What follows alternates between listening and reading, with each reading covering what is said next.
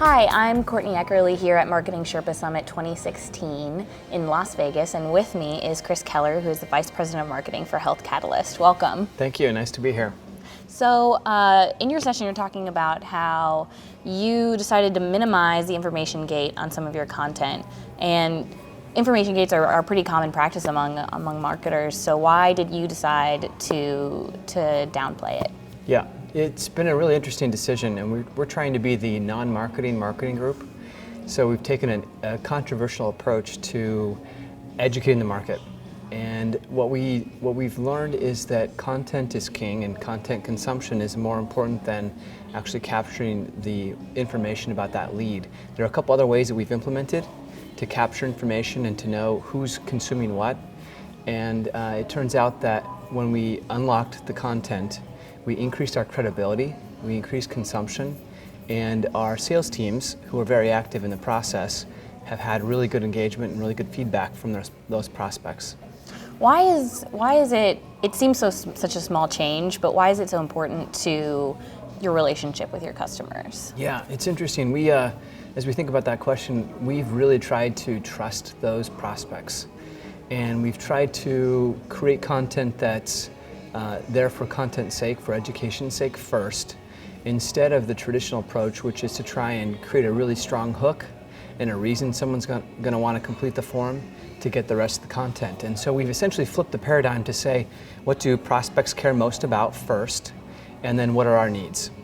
And as we did that, it's been really successful. And it establishes us as a leader in the market. It also has established quite a respect from those prospects who see through other people's efforts to sell to them.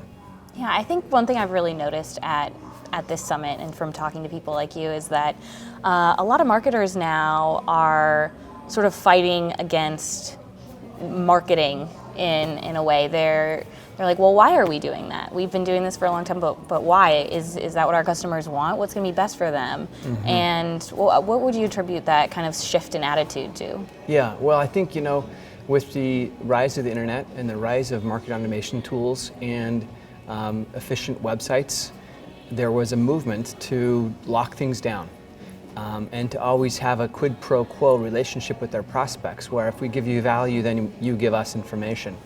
And we've also been in a measurement economy where everything is trying to be tracked, and those things I think pushed marketers along. And so in the last couple of years, as we've seen this happen, we've said, well, let's be different. Let's focus first on the needs of our customers, and so we've done it, and it's been quite a bet.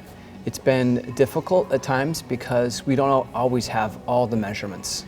I would say we have 30% of the information about those prospects that we previously could have gotten 100%, but our numbers have increased.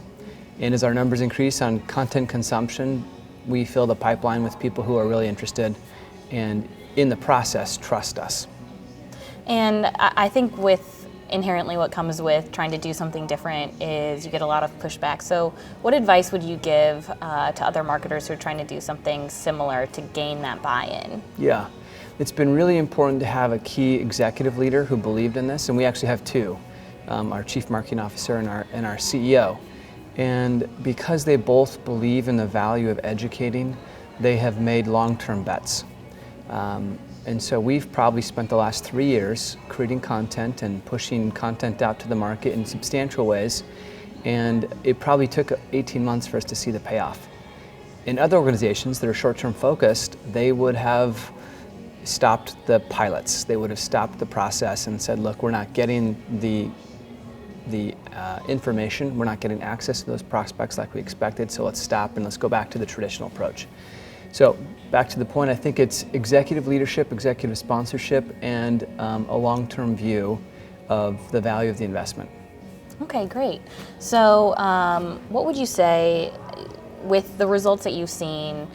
They've been long-term, but you said you've seen higher engagement with the leads that you do have coming through.